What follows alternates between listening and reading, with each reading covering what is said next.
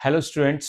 आज देखिए हम बात करेंगे उस इम्पोर्टेंट टॉपिक की या उस इम्पोर्टेंट डिस्कशन की जिसमें हम लोगों को ये बात समझनी होगी कि हम जब स्टडी स्टार्ट करते हैं माइंड सेट कर लेते हैं हम लोग और हमारा ये प्रिपरेशन के लिए कि हमें नीट की तैयारी करनी है, चाहे हम क्लास 11th में हों या 12th में हों या 12th पास आउट कर चुके हों और हमने माइंड सेट बना लिया है कि हमको नीट की तैयारी करनी है।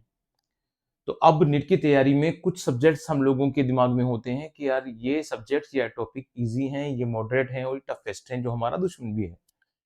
जो हमारा माइंड इसमें एक्साइट हो जाता है कि टफ है, वरना टफ तो कुछ होता नहीं है। एक बार माइंड में अगर आपने ले लिया तो सब कुछ टफ लगता है। अब आते हैं हम नीट बायोलॉजी के पोर्शन में, और अगर बायोलॉजी के सिलेबस या पोर्शन को हम देखते हैं तो उसमें सबसे ज्यादा हम लोगों को जो थोड़ा सा क्यूरियोसिटी रहती है या जिसमें दिक्कत आती है वो बॉटनी का पोर्शन होता है। तो आज की क्लास हमारी इसी चीज को समर्पित है, इसी को डिवोटेड है कि हम कैसे निट बॉटनी के पोर्शन में हमारी ग्रिपिंग मजबूत करेंगे और उसके मास्टर बनेंगे। कोशिश हमारी पूरी यही रहेगी कि आपकी जो सिलेबस की पॉइंट टू पॉइंट है उनको मैं डिस्कस करूं आप लोगों से, और आपको बतला दूं कि उसकी तैयारी आपको कैसे करनी है, किन पॉइंट्स को विशेष स्पेशली ध्यान देना है, ताकि हम लोगों को निट 2025 या आने वाली यूनिट एग्जाम है 26-27 या जो भी आप इसका टारगेट लेके चल रहे हैं, उसमें अपने तैयारी में थोड़ी सी भी कमी महसूस ना हो। साथ ही साथ जो मैं आपको बतला रहा हूँ उसकी जो प्रॉब्लम्स होंगी, हम प्ले स्टोर पर मेरे वीडियो लेक्चर्स हैं, वहां भी आपको बहुत जल्दी मिलेंगे वो। और प्ले स्टोर हमका जो ऐप है हम उसको जल्दी लॉन्च करने वाले हैं, और यूट्यूब पर भी मैं बारी बारी आपको वो देता ही रहूंगा। तो आप स्टार्ट करते हैं हम लोग। आज का हमारा जो टारगेट है, जो हमारा लेक्चर है, उसमें हम लोग बात करेंगे कि how to master grip botany, यानी हम बॉटनी के निट के सिलेबस में किस तरह से मास्टर ग्रिपिंग कर सकते हैं और हमारी तैयारी को सरल बना सकते हैं। क्योंकि जनरली कभी भी कोई भी बात हम जब करते हैं और हम तैयारी करते हैं तो सरलता से बेहतर कुछ नहीं होता। सिंप्लिसिटी बेस्ट चीज है ना। और उसी सिंप्लिसिटी के साथ हम लोग क्या कर सकते हैं, अपनी लाइफ के जो टारगेट है उनको अचीव कर सकते हैं। चलिए क्लास स्टार्ट करते हैं। और पहली जो स्लाइड है उस पर ध्यान दें, ये हमारे बॉटनी का बायोलॉजी का नीट का सिलेबस है। ऑब्वियसली आपको इस विजन में यहाँ पैनल पे साफ नहीं दिखाई दे रहा होगा, बस ये कुछ कॉपीज हैं जो आपकी सिलेबस की हैं, जिसमें बॉटनी और जूलॉजी पूरा कवर किए हैं। ये 4 स्लाइड्स में है, ठीक है। तो यहाँ तो आपको कुछ दिखेगा नहीं साफ, तो मैं वन बाई वन स्लाइड्स को लेता हूँ और उस स्लाइड्स को लूँ उससे पहले मैं आपको बतला देता हूँ। हो सकता है कि जो हमारी जो क्लास है, ठीक है, उसमें आज हम बॉटनी को डिस्कस करें। और बॉटनी को डिस्कस करें, कौन सी बॉटनी को डिस्कस करें, क्लास जो 11th है, ठीक है, जो क्लास 11th है उसकी बॉटनी को डिस्कस करें। क्योंकि काफी डिस्कशन पोर्शन बहुत खास है, ये सिर्फ नॉर्मल डिस्कशन नहीं है, ग्रिपिंग वाला डिस्कशन है, तो क्लास लंबी भी हो सकती है ना। तो इसलिए आज 11th का टारगेट बना के चलेंगे, फिर इस लेक्चर का पार्ट 2 हम लोग रखेंगे जिसमें 12th की बॉटनी की हम बात करेंगे, ठीक है। तो नेट के सिलेबस में हम शुरुआत में इस बात को समझते हैं कि हम 11th की बॉटनी को डिस्कस कर रहे हैं बच्चों। और उसमें सबसे पहले हमारा जो सिलेबस है उसमें हम ये लाइन देखते हैं। अब मैं एक बात कहना चाहूंगा आपसे, हो सकता है कि आपको वीडियो में इतना अच्छा डिस्प्ले में इतना साफ नहीं आ रहा हो, अगर आपको यूट्यूब का जो 4K भी कर लेंगे तब भी इतना साफ नहीं दिख रहा हो, तो आपको दो काम करने हैं। एक काम कर लेना है, दो नहीं करने हैं।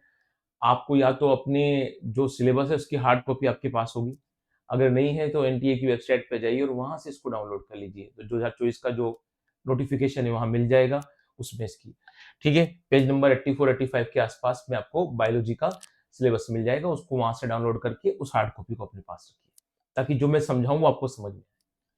अक्सर बच्चे सिलेबस को अवॉइड करते हैं, जो उस पर ध्यान देते नहीं है, जो गलत बात है। और हमारा सारी मास्टर ग्रिपिंग की क्लास आज की इसी चीज को लेकर चलेगी। तो स्टार्ट करते हैं हम पहली यूनिट के साथ। देखिए पहली यूनिट में दे रखा है व्हाट इज लिविंग, ये हमारे बॉटनी का पोर्शन है। मैं यहीं से स्टार्ट करता हूँ। लिविंग वर्ड में व्हाट इज लिविंग के अंदर हमको क्या ध्यान देना है, अप टू डेट बात करेंगे, आसपास की बातें नहीं करेंगे। व्हाट इज लिविंग में 4 करेक्टरिस्टिक्स जो लिविंग के होते हैं, वो 4 करेक्टरिस्टिक्स हमको याद रहना चाहिए, ठीक है। उन करेक्टरिस्टिक्स की बात मालूम रहना चाहिए कि ग्रोथ क्या होती है, ग्रोथ किस तरह से एक्सटर्नल इंटरनल होती है, किस इफेक्ट में होती है, मेटाबॉलिज्म किस तरह से होता है, मेटाबॉलिज्म का मीन्स क्या होता है, रिप्रोडक्शन क्या होता है, किस तरह से रिप्रोडक्शन इफेक्ट करता है। तो 4 कैरेक्टरिस्टिक्स हमको याद रहना चाहिए। दूसरी बात करते हैं हम बायोडायवर्सिटी। यहाँ बायोडायवर्सिटी नीड्स फॉर क्लासिफिकेशन। यहाँ बायोडायवर्सिटी का मीन्स ये है जितने भी लिविंग्स हैं उनके बीच में एक दूसरे से क्या है, डाइवर्स हैं, वो विभिन्नताएं प्रदर्शित करते हैं, उनमें क्या होता है, एक दूसरे से अलग होना मिलता है। तो ये जो बायोडायवर्सिटी होती है उसमें हम लोगों को ये ध्यान देना है कि 2-3 चीजों के जो वर्ड्स हैं उनको हम पकड़ के चलेंगे, क्लासिफिकेशन, टैक्सोनॉमी, सिस्टमेटिक्स, और इनके बीच में क्या डिफरेंस है।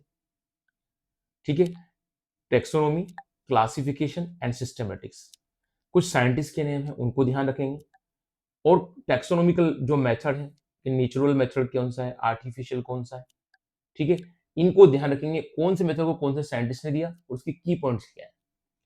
अगली बात हम ध्यान दें तो अगली बात है concepts of species and taxonomical hierarchy. यहां हम जानते हैं कि स्पीशीज और टैक्सोनॉमिकल हायरार्की का बीच में एक आपस में कॉम्बिनेशन है, कोरिलेशन है। टैक्सोनॉमिकल हायरार्की हम जानते हैं कि हम जो स्टार्ट करते हैं, ठीक है, सबसे ऊपर से चलते हैं तो हम लोगों को क्या मिलता है, किंगडम मिलता है, ठीक है, फाइलम मिलता है, क्लास मिलती है, डिवीजन मिलता है, फैमिली मिलती है, जीनस मिलती है, स्पीशीज मिलती है, ठीक है ना। स्पीशीज को हम जानते हैं कि स्मॉलेस्ट यूनिट ऑफ क्लासिफिकेशन होती है। वो स्पीशीज क्या होती है, हर एक जो टैक्सा है, ये हर एक टैक्सा जो इसमें हमने बात डिस्कस करी है, टैक्सा क्या होता है, टैक्सोन क्या होता है, ये इनके बीच के डिफरेंस मालूम रहना चाहिए। उसके बाद हमको ये ध्यान रहना चाहिए क्या, कि जो पर्टिकुलरली इसमें एग्जाम्पल्स हैं, जैसे कार्निवोरा ऑर्डर है या क्लास है या जीनस है, ठीक है, मालवेसी फैमिली है या स्पीशीज है या ऑर्डर है, कैनेडी ऑर्डर है, फैमिली है, जीनस है या कोई ऑर्डर, कोई फाइलम है। तो ये जो सफिक्स लगते हैं वो याद रहना चाहिए। और एक चीज को मैं स्पेशली सब आपको नोट कराऊंगा, सब फैमिली। सब फैमिली डायरेक्ट हमारे इसमें नहीं है, लेकिन वो आगे पीछे एग्जांपल से आ जाती है। और उसके लिए मैंने कम्युनिटी वाले यूट्यूब के मेरे चैनल पे कम्युनिटी में क्वेश्चन भी दिया, उसको जरूर सोल्व करना जाकर आप, जो सब फैमिली से। और ऐसे क्वेश्चन, ट्रिकी क्वेश्चन होते हैं बॉटनी के, जो एग्जाम में आ जाते हैं। कम्युनिटी के साथ भी जुड़े रहे हैं और उसमें जो क्वेश्चन मैं डालता रहता हूँ उसको भी देखते रहे, ठीक है। अगली बात हम लोग करते हैं जो इसको हम लोगों को ध्यान रखना है, और वो बात क्या है, वो बात ये है कि बायनोमियल नोमेनक्लेचर है। इसमें हम लोगों को ये ध्यान देना है कि जो टेक्सोनोमिकल हायरार्की है, पहले तो उसमें हमारे 2 प्लांट्स और 2 एनिमल्स को दे रखा है, ठीक है। तो मस्का डोमेस्टिका दे रखा है, एक होमोसिपियंस दे रखा है हम खुद, ठीक है, एक हमारे मैंगो दे रखा है, मेंजिफेरा इंडिका, और एक पर्टिकुलरली प्लांट दे रखा है जो गेहूं का है, ग्रेमिनी का है, ठीक है, ट्रिटिकम एस्टिमा वगैरह जो दे रखा है, टर्जिडम जो उसको उसको दे रखा है, तो उसको भी ध्यान रखें। और सबके उनके बिल्कुल इस तरह से याद रखेंगे, किसी की भी फैमिली, सब फैमिली, ऑर्डर, ठीक, क्लास, ये आपको याद रहे, उसमें कोई गलती ना हो, ठीक है। और सब उसी तरह से याद रखें आप, तो वहां से उन चीजों को क्या अगर ध्यान रखना है, उनकी ध्यान रखेंगे हम लोग। एक लास्ट हमारे बायनोमियल नोमेनक्लेचर में क्या ध्यान रखना है, कैरोलस लिनियस कैसे इसके साथ जुड़े हुए हैं, उन्होंने क्या की पॉइंट्स बतलाए कि किसी भी प्लांट्स का या एनिमल का जो नोमेनक्लेचर होता है वो किस तरह से जीनस और स्पीशीज के नाम को मिला के लिया जाता है, उसमें क्या स्पेशलिटीज है। और ध्यान रखिएगा, एग्जाम्पल से क्वेश्चन बन सकते हैं, इसमें बनते भी हैं, तो ये इस तरह से कंसिडर करके चलना।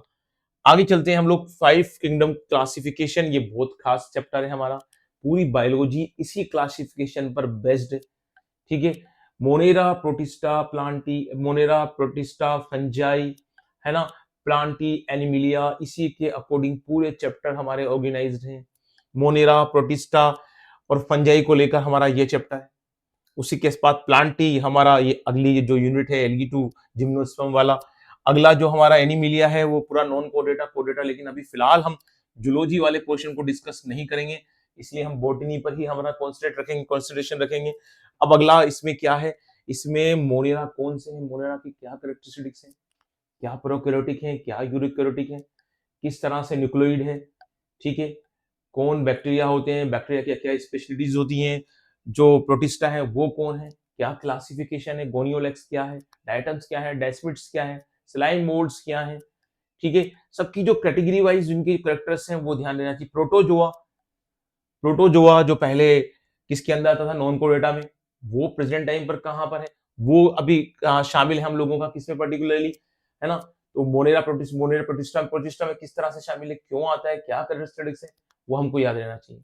उसके साथ अगर हम आगे बढ़ते हैं तो उसके बाद हम लोगों को ध्यान देना है, एक दे रखा है फंजाई, फंजाई के क्या कैरेक्टरिस्टिक्स है, फंजाई क्या होते हैं, उनकी सबकी जानकारी दे रखी है फंजाई, उसको मत भूलना, इसी के अंदर दे रखा है वो।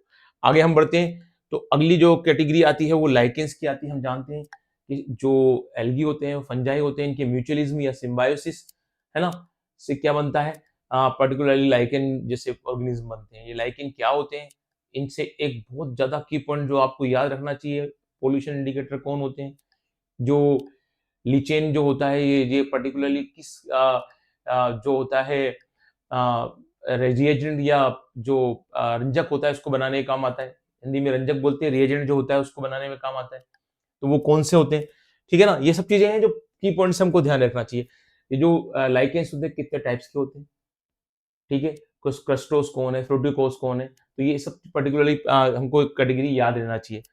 आगे हम ध्यान दें, इनके एग्जाम्पल्स पे जरूर ध्यान रखना। वायरस, विरोइड्स, क्या बेसिक डिफरेंस है, क्या न्यूक्लियर मटेरियल होता है, कैप्सिड क्या होता है कि नहीं होता, प्रियून्स इसमें दे नहीं रखा, लेकिन प्रियून्स को जरूर पढ़ के ध्यान रखिएगा। कौन सी डिजीज होती है, ठीक है, उसको ध्यान रखिएगा और इसको पर्टिकुलरली पढ़ के चलिएगा। माइकोप्लाज्मा डायरेक्ट नहीं दे रखा है हमारे, ठीक है, फिर भी आप माइकोप्लाज्मा को कंसिडर कर सकते हैं। आगे बढ़ते हैं हम लोग, नेक्स्ट कैटेगरी में आते हैं और वो नेक्स्ट कैटेगरी है हमारी salient features and classification of plant into major groups. Algae, bryophyte, pteridophyte, gymnosperm, इन सबके 3 to 5 salient and distinguishing features, main features हमको याद रहना चाहिए कि इनकी गैमेटोफाइट जनरेशन कौन सी है, ब्रायोफाइट स्पोरोफाइट जनरेशन क्या है, ठीक है, हैप्लॉइड जनरेशन क्या है, डिप्लॉइड जनरेशन क्या है। एल्गी में हम पढ़ रहे हैं तो तीनों फैमिली जो है, क्लोरोफाइसी, रोडोफाइसी और पियोफाइसी क्या है, इनके क्या एग्जांपल्स हैं, कौन से एग्जांपल्स कहाँ फिट होते हैं, क्यों होते हैं, रोलिंग बॉल एल्गी कौन सा होता है, क्या जेली होती है, ठीक है, ग्रेसिलेरिया, जेलिडम जो होते हैं वो क्या उनसे एल्गी होते हैं, कारा क्या होता है। तो ऐसे पर्टिकुलरली जो जो की पॉइंट्स मैं आपको डिस्कस कर रहा हूँ, इन सबकी ग्रिपिंग होना चाहिए। कहने का मतलब मेन डिस्ट्रीब्यूशन करेक्टर और एग्जाम्पल्स हमारे दिमाग में होना चाहिए, वो कभी भी ओवरलैपिंग नहीं होना चाहिए। हो सकता है कि आपको एक दो बार मेमोराइज करना हो जाए, पड़ जाए, लेकिन कर लें तो लर्न करने में कोई प्रॉब्लम नहीं है। लेकिन रट्टा मारो रट्टा की कोई जरूरत नहीं है आपको, अगर आप लर्न करते जाओगे आरएमआर की कोई जरूरत नहीं पड़ेगी, आप इजी गोइंग में इसको याद कर सकेंगे।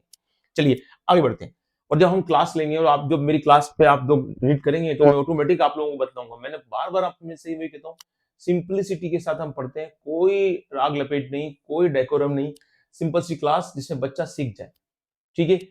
आगे बढ़ते हैं और नेक्स्ट कैटेगरी को डिस्कस करते हैं। ब्रायोफाइट्स क्या होते हैं, इनकी कौन सी जनरेशन होती है, गैमेटोफाइट होती है या स्पोरोफाइट जनरेशन मेन होती है। गैमेटोफाइट की क्या कैरेक्टरिस्टिक होते हैं, स्पोरोफाइट में फुटसीटा कैप्सूल क्या होता है, किसमें फुटसीटा कैप्सूल का डिस्ट्रीब्यूशन नहीं होता, ओनली कैप्सूल होता है ना। तो ऐसे सब कैटेगरी को ध्यान रखिए। रिक्सिया क्या है, मार्केशिया क्या है, ठीक है, पोरेला क्या है, ये सब याद रहना चाहिए। उसके बाद टेरिडोफाइट्स की कैटेगरी है, इनकी जनरेशन कौन सी है, स्पोरोफाइट जनरेशन मेन है या गैमेटोफाइट जनरेशन मेन है, ठीक है। इनके फुटसीटा कैप्सूल कैसे होते हैं, इनकी लीव्स कैसी होती हैं, स्पोरोफिल्स किसे कहते हैं, तो ये सब चीजें ध्यान देना चाहिए। जिम्नोस्पर्म की मेन जनरेशन कौन सी है, जिम्नोस्पर्म क्यों कहते हैं, तो बच्चा बच्चा जानता है, ठीक है, तो वो उसमें कोई बात स्पेशल नहीं है। इनकी गैमेटोफाइट जनरेशन और जो इसकी स्पोरोफाइट जनरेशन है उसकी क्या स्पेशलिटी है, ओविल क्या होता है, इनके ओविल को बहुत डिस्कस किया जाता है। इनके वही सबकी वही क्लासिफिकेशन भी इनके हैं तीनों के, है ना, एल्गी के भी हैं, ब्रायोफाइट्स के भी हैं, टेरिडोफाइट्स के भी हैं, जिम्नोस्पर्म, चारों के क्लासिफिकेशन याद रहना चाहिए। क्लासिफिकेशन में हर एक एग्जांपल से याद रहना चाहिए, ठीक है बच्चों। तो ये इस तरह से अपनी ये यूनिट तैयार होगी। उसके बाद हम अगली यूनिट पर आएंगे, तो अगली यूनिट में structural organisation in animals and plants. Animals पे हमको भी ध्यान देना ही नहीं है, उसके लिए हमारी एक क्लास होगी जिसमें हम मास्टर ग्रुपिंग एनिमल्स जो अब जूलॉजी की बात करेंगे तब देखेंगे। फिलहाल हम प्लांट्स पे बात करते हैं, और प्लांट्स के लिए हमारी जो यूनिट है वो ये वाली है। ये जूलॉजी की है, इस पे हम बात नहीं कर रहे हैं, ये अपनी बॉटनी की है, तो यही इस पे बात करते हैं, मॉर्फोलॉजी एंड मॉडिफिकेशन। यानी यहाँ पर मॉर्फोलॉजी की बात की जा रही है, ठीक है। देन टिश्यूज एंड अनाटोमी, यानी यहाँ अनाटोमी की बात की जा रही है, एंड फंक्शंस, कौन कौन से part, different parts of flowering plants, root, stem and leaf.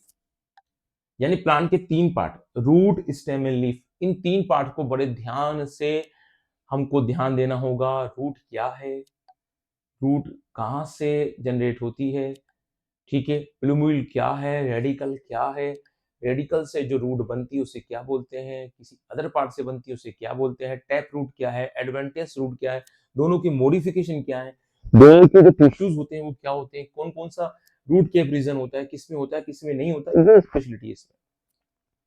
अगर हम चलें अनाटोमी की, तो अनाटोमी में हमको ध्यान रखना है कि प्राइमरी रूट कैसी होती है, सेकेंडरी रूट कैसी होती है, सॉरी मोनोकोट रूट कैसी होती है, डाइकोट रूट कैसी होती है, किसमें सेकेंडरी ग्रोथ होता है, मोनोकोट में होता है या डाइकोट में होता है, मोनोकोट में नहीं होता तो क्यों नहीं होता, डाइकोट में होता है तो क्यों होता है, ठीक है ना, ये चीजें आपको ध्यान रखनी है।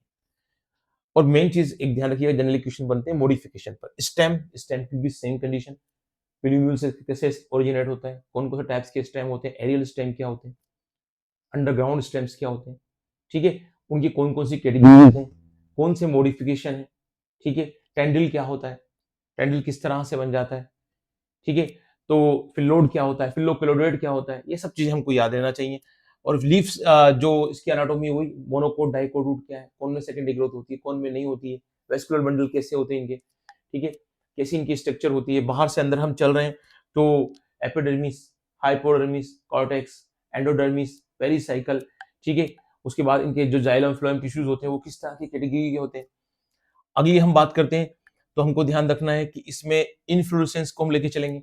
लीफ, सॉरी लीफ को हम डिस्कस नहीं किए, लीफ क्या होती है, लीफ का स्ट्रक्चर क्या होती है, पिटियोल क्या होता है, ठीक है, लीफ बेस कैसा होना चाहिए, कि उसके कैसे कैसे मॉडिफिकेशन हो जाते हैं, मिड वेन कहाँ से निकलती है और उससे जो लेटरल वेन होती है वो निकलती है, किस तरह से वेनिएशन बनता है, ओपन वेनिएशन क्या होता है, पेरिनल वाला क्या होता है और रेटिकुलेट क्या होता है, ठीक है, तो उन चीजों को हम ध्यान देंगे।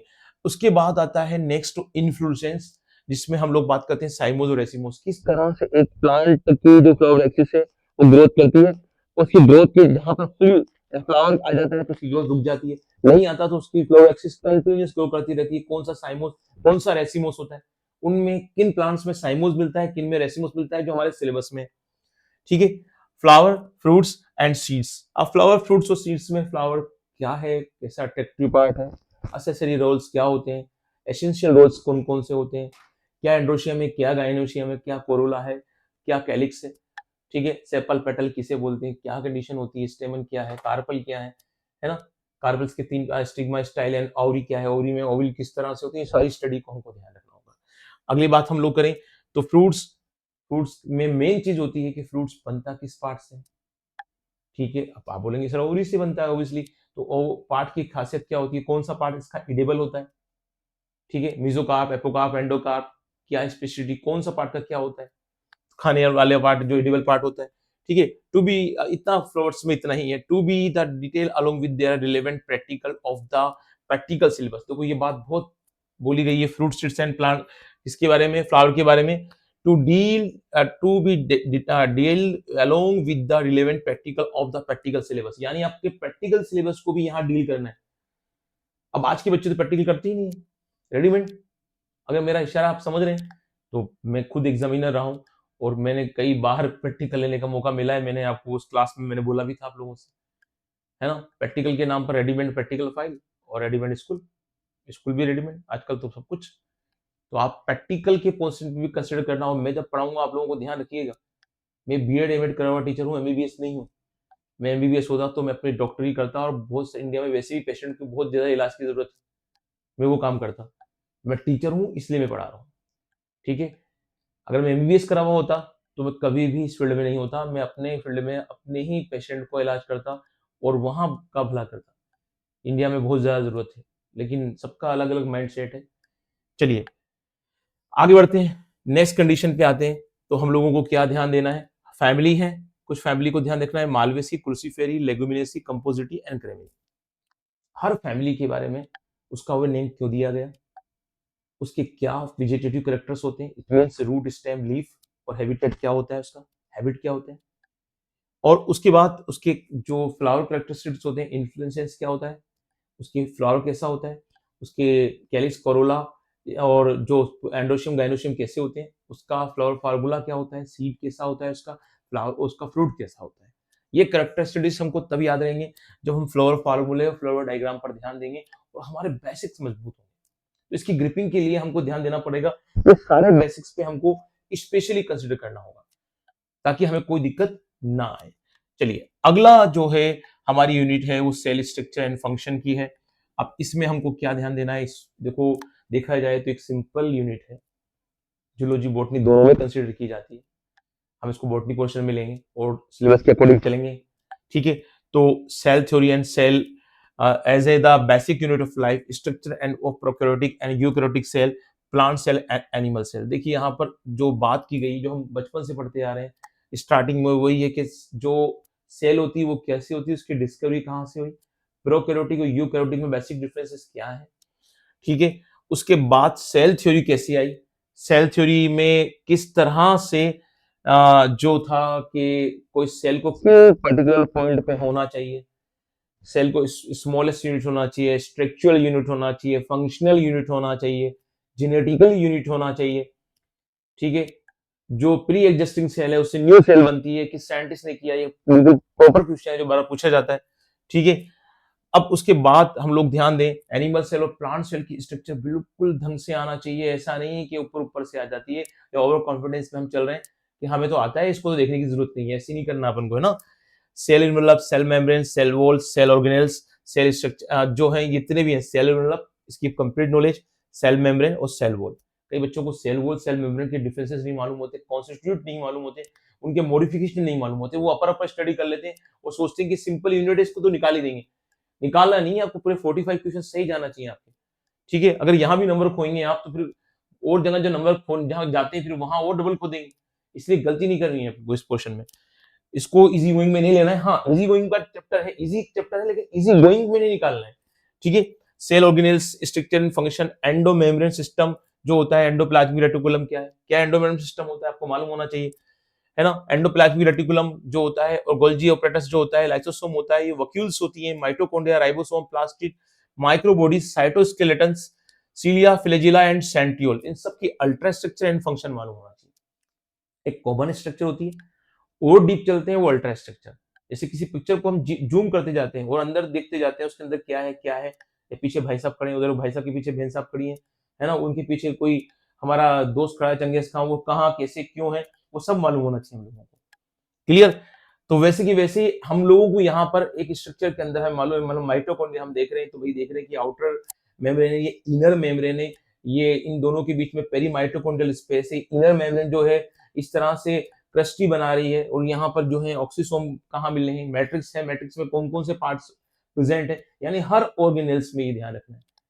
एंडोप्लाज्मिक रेटिकुलम के क्या कैरेक्टरिस्टिक होते हैं, वो किस तरह से बनती है, गोल्जी कॉम्प्लेक्स या गोल्जी बॉडी क्या है, किस तरह से उसके अलग अलग स्ट्रक्चर होती है, फंक्शंस बड़े इंपॉर्टेंट होते हैं, कौन सा चीज किससे बनती है ना। जैसे बड़ी इंपॉर्टेंट क्वेश्चन हो जाता है कि राइबोसोम किससे बनते हैं, तो राइबोसोम का न्यूक्लियोलस से क्या रिलेशन है, तो वो चीज को ध्यान रखना है, लास्ट में दे रखा है, देखिए भूलना मत, nucleus, nuclear membrane, chromatin and nucleolus दे रखा है, यानी तीनों में ध्यान रखना है। हम लोग इसके साथ जेनेटिक्स का पोर्शन आ जाएगा 12th में, तो यहां से अगर आप ध्यान रख के चलेंगे तो इसका कितना फायदा मिलेगा, उधर जेनेटिक्स में फायदा मिलेगा, उधर केमिस्ट्री में भी हमारे बायोमोलिक्यूल में ये दे रखा है। तो हमको डीएनए मालूम होना चाहिए, न्यूक्लियोटाइड मालूम होना चाहिए, जो प्यूरिन है वो मालूम होना चाहिए, पिरिमिडिन मालूम होना चाहिए, adenine, cytosine, guanine, uracil, thymine, उनकी पर्टिकुलर स्ट्रक्चर मालूम होना चाहिए। यूनी की बायो पढ़ रहे हैं तो स्ट्रक्चर याद नहीं करेंगे, इधर बायो में स्ट्रक्चर याद करेंगे तो केमिस्ट्री में काम आ जाएगी यार, दोनों में तो कॉमन है ना, याद है ना, कॉमन है बिल्कुल। तो आपको मालूम होना चाहिए, तो इस तरह की स्टडी हमारी रहेगी। अगला है chemical constitute of living cells, biomolecule structure, function of proteins, carbohydrate, lipids, nucleic acid, enzyme, यहीं तक गुजर जाते हैं अपन।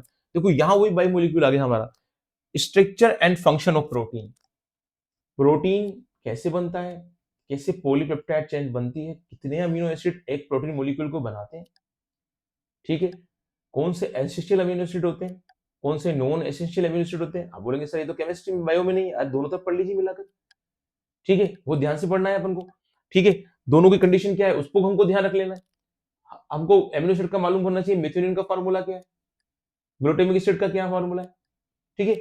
सबके फार्मूले हमको टेस्ट पे याद रहना चाहिए, ये स्टडी मजबूत स्टडी होती है, अपन ऐसे ही करेंगे। ये नहीं कि सर मैंने आपको पहले भी कहा था, मुझे सौभाग्य मिला है, ऊपर वाले का गॉड गिफ्ट है कि मैंने दोनों सब्जेक्ट में एमएससी की है, 3 बार मैंने एमएससी कर रखी है, एक यूं नहीं कि मैं फेल हो गया हूं तो एक सब्जेक्ट की दूसरी। बॉटनी में मैं टॉपर था अपने कॉलेज का, केमिस्ट्री में मैंने किया, इन्वायरमेंटल बायोलॉजी में मैंने किया है, तो मुझे हर सब्जेक्ट का कमांड है, वह पढ़ा रहा हूँ, ठीक है। गॉड ग्रेस है कि मैं पढ़ा रहा हूँ, मैं रुकता नहीं हूँ। तो इसलिए आपके केमिस्ट्री के पोर्शन को भी बहुत बढ़िया तरीके से अपन तैयार करेंगे। अगली बात पर ध्यान देते हैं। केमिकल कॉन्स्टिट्यूट में इसमें हमको उसके बाद प्रोटीन के बाद कार्बोहाइड्रेट दे रखा है। क्या कार्बोहाइड्रेट होते हैं? मोनोसैकेराइड, डाइसैकेराइड, पॉलीसैकेराइड में क्या डिफरेंसेस है? ठीक है, वहां केमिस्ट्री में हावर्थ वगैरह स्ट्रक्चर आपके आएगी, तो वो बायोलॉजी में तो नहीं आती है, वो स्ट्रक्चर किस तरह से उसमें लेते हैं, लेकिन बायो में आपको ये मालूम होना चाहिए कि मोनोसैकेराइड कौन से, डाइसैकेराइड कौन से, कौन माल्टोज है, कौन लैक्टोज है, कौन सुक्रोज है, स्टार्च क्या है, डाइसैकेराइड है, पॉलीसैकेराइड है, क्या है, ग्लाइकोजन क्या है, काइटिन क्या है, इनकी स्ट्रक्चर क्या है। ठीक है, यही चीज को डिस्कस करना है। उसके बाद हम बात करेंगे तो एक अच्छा पोर्शन न्यूक्लिक एसिड, वही न्यूक्लिक एसिड की बात कर रहे थे, न्यूक्लियोटाइड की बात कर रहे थे, पॉलीन्यूक्लियोटाइड चेन की बात कर रहे थे। ठीक है, उसके साथ हम जो पर्टिकुलरली बात कर रहे थे कि यार क्या adenine, guanine, cytosine, uracil, thymine क्या होते हैं, pyrin क्या होते हैं, pyrimidine क्या होते हैं। एंजाइम्स जो है बहुत इंपॉर्टेंट टॉपिक है। इसमें एक चीज जरूर ध्यान रखिएगा, एंजाइम क्या होता है, प्रोटीन पार्ट एपो एंजाइम, उसका दूसरा पार्ट कौन सा होता है, प्रोस्टेटिक ग्रुप क्या होता है, कॉन एंजाइम क्या होता है, होलो एंजाइम क्या होता है। ठीक है जो एक्टिवेटर एलिमेंट्स होते हैं वो कौन होते हैं, दोनों में क्या डिफरेंस होता है। उसके बाद एंजाइम का क्लासिफिकेशन किस तरह किया जाता है, बच्चे इसको कंसिडर नहीं करते हैं। एंजाइम की मैकेनिज्म क्या होती है, कीलॉग थ्योरी किस तरह काम करती है, इंड्यूस थ्योरी किस तरह से काम करती है। ठीक है, क्या किस तरह से इनहिबिटर्स अपना रोल प्ले करते हैं, एलेस्ट्रिक जो इनहिबिटर वो कैसे काम करता है, तो वो चीजों को ध्यान रखना है। ठीक है, और कौन कौन सी बायोकेमिकल रिएक्शंस में किस तरह से एंजाइम्स का रोल होता है, कैसे अलग अलग एंजाइम्स यूज होते हैं, हेलिकेज किस तरह से काम करता है, लाइपेज कैसे काम करता है। ठीक है, तो ये ऐसी सारी कंडीशन जो होती हैं, कार्बोक्सिलेज, ऑक्सीडेज, रिडक्टेज, ये सबको हमको कंप्लीट, आइसोमरेज, ठीक है ना, इन सबको ध्यान रखना है। अगला है सेल डिवीजन पोर्शन, बहुत खास पोर्शन है। हर सेल के डिवीजन में क्या कंडीशन, सेल साइकिल होती है, इंटरफेस क्या होती है।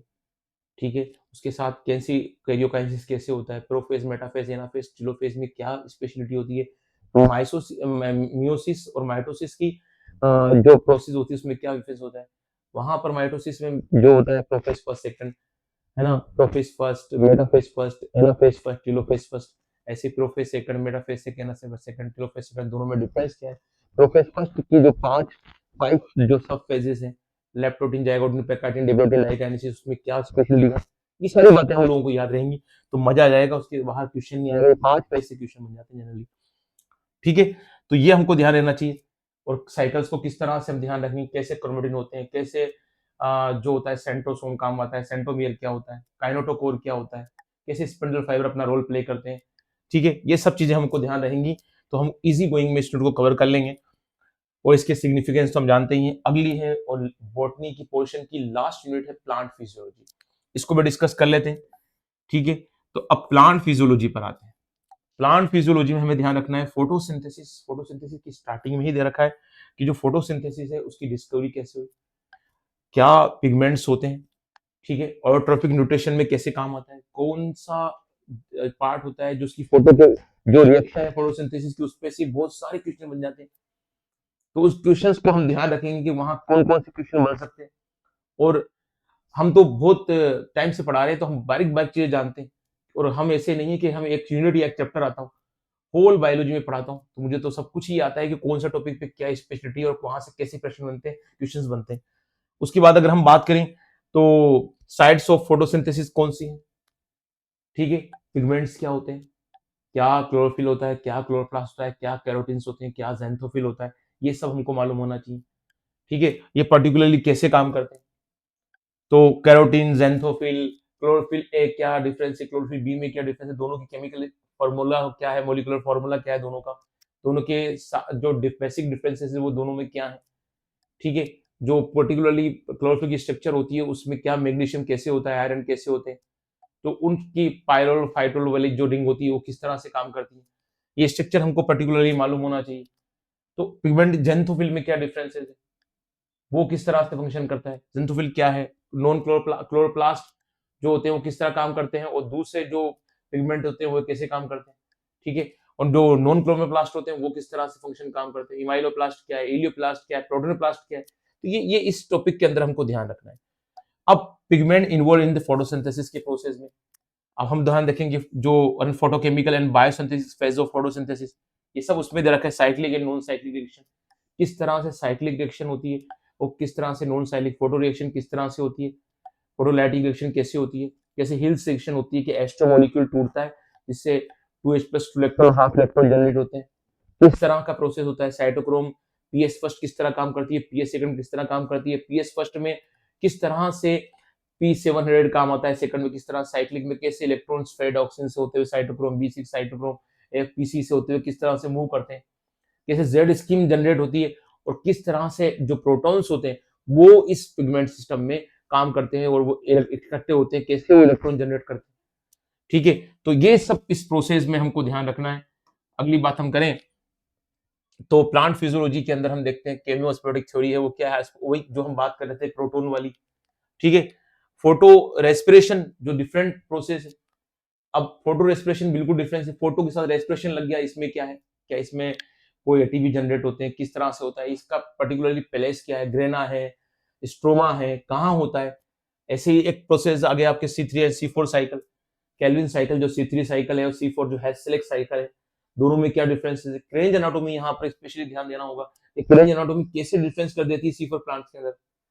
ठीक है, और हेस्सेलेक जो पाथवे होता है वो किस तरह से होता है, वो किस तरह से पर्टिकुलरली जो जो पार्ट होते हैं, किसके कौन से पार्ट, जो मेसोफिल होती है वो किस तरह से, और जो एंडोडर्मिस होती है वो किस तरह से पर्टिकुलर रोल कर प्ले करती है। तो ये सब चीजें आप लोगों के इस चैप्टर में, और फैक्टर अफेक्टिंग फोटोसिंथेसिस बहुत खास टॉपिक होता है। फैक्टर अफेक्टिंग फोटोसिंथेसिस कहने को बड़ा आसान लगता है कि कौन कौन से फैक्टर फोटोसिंथेसिस को अफेक्ट करते हैं। मेन यहाँ पर अपना अटैक करेंगे किस टॉपिक के अंदर, जहां हम बात करेंगे लिमिटिंग फैक्टर क्या है, कैसे लिमिटिंग फैक्टर फंक्शन करता है, कैसे लिमिटिंग फैक्टर चेंज भी हो सकता है, क्वांटम नंबर क्या है, कैसे क्वांटम नंबर काम करता है। वो क्वांटम नहीं जा रहे हम जहां पर हम लोग केमिस्ट्री के अंदर बात करते हैं क्वांटम नंबर की, ठीक है ना, जहाँ एनएस जो होता है अपने जो कक्ष जो ऑर्बिट्स होते हैं उनकी बात करते हैं, उसकी बात हम फिलहाल नहीं कर रहे हैं। अगली बात है रेस्पिरेशन।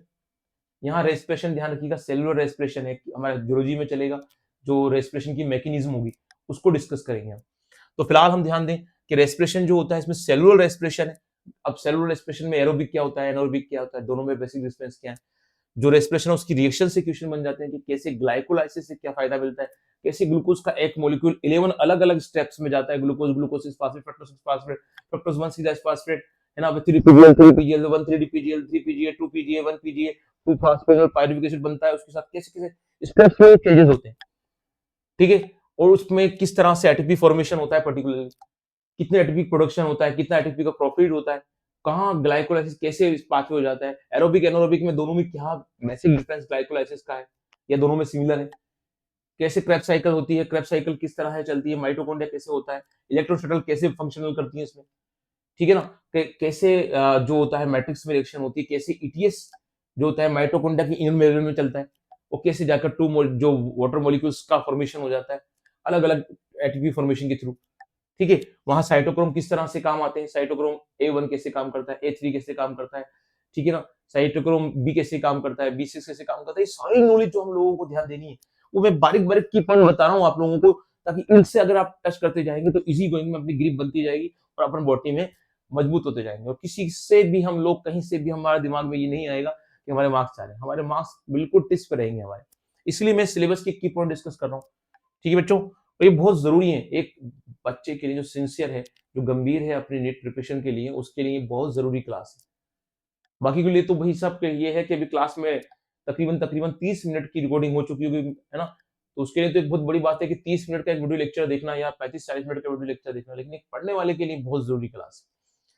आगे बात करते हैं हम लोग, तो इसमें टीसीए साइकिल जो ट्राई कार्बोक्सिलिक एसिड साइकिल है, सिट्रिक एसिड कैसे ट्राई कार्बोक्सिलिक एसिड साइकिल में काम करता है, और कैसे ये जो पाथवे होता है इसको हम क्रेब्स साइकिल बोलते हैं, टीसीए साइकिल, सिट्रिक एसिड क्या होता है, क्या इसका केमिकल कॉन्स्टिट्यूशन होता है, कैसे एसिटाइल कोएंजाइम में सिट्रिक एसिड बनाता है ऑक्सलो एसिडिक के साथ मिलकर, तो दोनों मिलकर कैसे ये सिट्रिक एसिड बनाते हैं, आइसोसिट्रिक एसिड कैसे बनता है, अल्फा कीटोग्लूटिक एसिड कैसे बनता है, धीरे धीरे किस तरह से ये पूरा प्रोसेस चलता है ना, जिससे अपन को जो वापस जो अपन को क्या मिल जाता है, सिट्रिक एसिड साइकिल चलती है।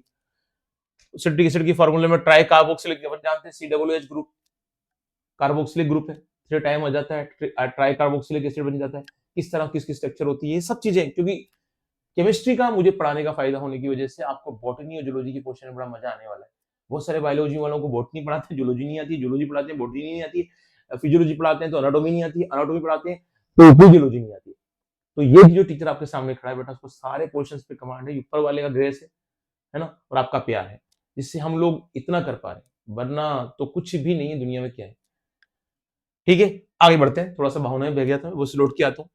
तो हम लोग ध्यान दें कि इस तरह की कंडीशन हम लोगों को ध्यान रहेगी। अब उसके बाद हम लोग देखेंगे कि एरोबिक, एनारोबिक के बारे में बता रखा है कि दोनों में बेसिक डिफरेंस क्या है। वो एरोबिक ये जो एटीएस की बात की गई है ना? अपन जानते हैं कि एरोबिक, एनारोबिक में डिफरेंसेस क्या है, कहाँ पर एक प्रोसेस ओनली साइटोप्लाज्म में होता है, एक प्रोसेस जो होता है वो साइटोप्लाज्म के साथ माइटोकॉन्ड्रिया के मैट्रिक्स और इनर लेयर में होता है। Numbers of ATP molecule generated, बिल्कुल क्रेब्स साइकिल में कितने होते हैं, ग्लाइकोलाइसिस में कितने होते हैं, एटीएस में कितने जनरेट होते हैं, इनका कैलकुलेशन होना चाहिए। फिर डीएच2 काम आने से कैसे होता है ना, डीएच2 काम आने से किस तरह से प्रोसेस में चेंज हो जाता है। एम्फोबोलिक पाथवे जो होता है वो किस तरह फंक्शनल होता है, और रेस्पिरेटरी क्वेश्चन क्या होता है, आरक्यू क्या होता है ना? किस तरह से प्रोटीन का आरक्यू होता है, किस तरह लिपिड का आरक्यू होता है, किस तरह से जो होता है कार्बोक्सिलिक एसिड के, फैटी एसिड के आरक्यू होते हैं, सॉरी फैट्स के आरक्यू होते हैं, उनमें क्या डिफरेंसेस होता है, आरक्यू को रेस्पिरेटर से कैसे मालूम करते हैं, ये प्रैक्टिकल में है, वो भी हमको याद रहना चाहिए। चलिए, लास्ट जो है अपने बॉटनी का पोर्शन क्लास 11th का, उसमें प्लांट ग्रोथ और हार्मोन से रिलेटेड है। इसमें देखिए, अगर मैं सिलेबस को डिस्कस करूँ तो पहले नीचे आता हूँ मैं। इसमें हम लोगों को शुरुआत वहीं से ध्यान रखनी है जो चार्ल्स डार्विन ने देखा। एक प्लांट को सन एक्सपोज़र मिलता है, लाइट मिलती है, उस डायरेक्शन में टुवर्ड्स झुक जाता है, क्यों झुकता है ना? कैसे झुक जाता है? वहीं से उनका दिमाग खराब हुआ, अपना दिमाग भी यहीं से अच्छा होगा, उनका खराब अपना अच्छा होगा कि भाई कैसे प्लांट हार्मोन किसी भी प्लांट्स को टुवर्ड डायरेक्शन में सनलाइट के उनको झुका देते हैं या उस डायरेक्शन में उसको टुवर्ड्स कर देते हैं। तो कैसे प्लांट हार्मोन काम करते हैं, कैसे चार्ल्स डार्विन ने काम किया, कैसे एफ.डब्ल्यू. वेर्नट ने काम किया, है ना? उनके प्रैक्टिकल में क्या था, जैको के ओट्स के प्लांट्स को लिया, उसमें क्या वेरिएशन था, क्या खासियत थी और कैसे ऑक्सिन की डिस्कवरी हो गई। सब चीज़ों का हमको ध्यान रखना है। ऑक्सिन कैसे होते हैं, प्राइमरी आर्टिफिशियल ऑक्सिन कौन-सा होता है, नेचुरल ऑक्सिन कौन-सा होता है, 2,4-D, 2,4,5-T, है ना? इन सब की मालूम होना चाहिए, कौन सी एपिकल डोमिनेंस होती है, क्या एपिकल डोमिनेंस होती है, कैसे काम करती है, पार्थेनोकार्पिक है, यही मेन की पॉइंट्स हैं इनके, जो हमको ध्यान रहेंगे तो हम आराम से कमांड बना लेंगे, ठीक है? उसके बाद अगर हम चलते हैं नेक्स्ट चीज़ पर, तो वो नेक्स्ट चीज़ हमको ध्यान रखनी है। इसके बाद जिबरेलिन है, कैसे वो काम करता है, जर्मिनेशन में, ग्रोथ में कैसे फंक्शन होता है, एथिलीन है, कैसे मैच्योरेशन में वो काम करता है, फ्रूट डिपनिंग में वो कैसे काम करता है, ठीक है ना? तो ये चीज़ें साइटोकाइनिन, सेल डिवीजन और सेल डिफरेंशिएशन में कैसे फंक्शनल होता है, एथिलीन, सबकी डिस्कवरी और उनके मेन फंक्शन जो डिस्कस करता जा रहा हूँ मैं आपसे, ठीक है?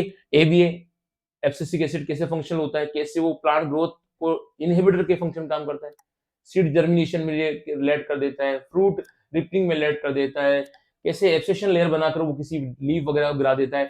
ये सब हम चीज़ों को हमको याद रहना चाहिए। आते हैं नेक्स्ट कंडीशन पर, प्लांट ग्रोथ जो होती है वो किस तरह से होती है और ग्रोथ रेट क्या होती है, सिग्मोइड कर्व क्या होता है ना? कैसे एस शेप का ग्रोथ कर्व होता है, लॉजिस्टिक ग्रोथ वो जो हमारे पॉपुलेशन वाले इक्वियोलॉजी में भी है, ठीक है ना? ये लॉजिस्टिक ग्रोथ कैसे होती है, सिग्मोइड ग्रोथ कैसे होती है, तो उसके रिलेटेड कुछ चीज़ें दे रखी हैं। और एक खास चीज़ जो हमको कंसिडर करना चाहिए और वो कंसिडर करने के लिए है डिफरेंटिएशन प्रोसेस, डी-डिफरेंटिएशन और री-डिफरेंटिएशन प्रोसेस। ये तीनों प्रोसेस में बिल्कुल अच्छी तरह से डिफरेंस मालूम होना चाहिए कि कैसे प्लास्टिसिटी होती है, कैसे लीव्स में बता रखा है कैसे फ़र्क पड़ आता है, कैसे कोई सेल का डिवीज़न वापस स्टार्ट हो जाता है फिर बंद हो जाता है। तो ये प्रोसेस बच्चों अपने क्लास 11 की बॉटनी के सिलेबस का है। मैं क्लास लॉन्ग ना हो इसलिए मैं यहीं से रुकना मुझे होगा।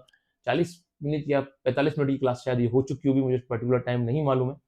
तो इस क्लास को यहीं हम लोग रोकेंगे और उसके बाद जब नेक्स्ट क्लास में हम आएँगे तो बॉटनी की पार्ट सेकंड जो 12th क्लास का बॉटनी है उसकी की पॉइंट्स को डिस्कस करेंगे ताकि आपके माइंड सेट हो जाए कि हाँ, हमको क्या डायरेक्शन देखना है, कैसे चलना है। ठीक है बच्चों?